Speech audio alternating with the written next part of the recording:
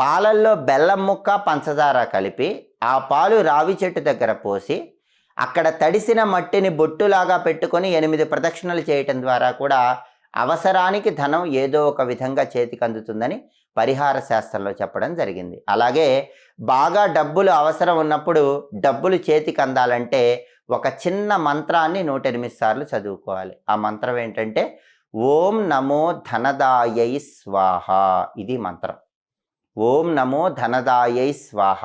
ఈ మంత్రాన్ని 108 సార్లు చదువుకుంటే ఏదో ఒక విధంగా అవసరానికి ధనం చేతికి అందుతుంది. మీకున్నటువంటి సమస్య నుంచి చాలా సులభంగా బయటపడవచ్చు. ఈ ప్రత్యేకమైన విధి విధానాలు పాటించండి. అలాగే రోజు లక్ష్మీదేవి దగ్గర తామర ఒత్తులతో కానీ జిల్లేడు ఒత్తులతో కానీ దీపారాధన చేయటం ద్వారా కూడా అవసరానికి ధనం సమకూరుతుంది. అలాగే అష్టమూలికా తైలం అని ఉంటుంది. వీలైనప్పుడు అష్టమూలికా తైలంతో ఇంట్లో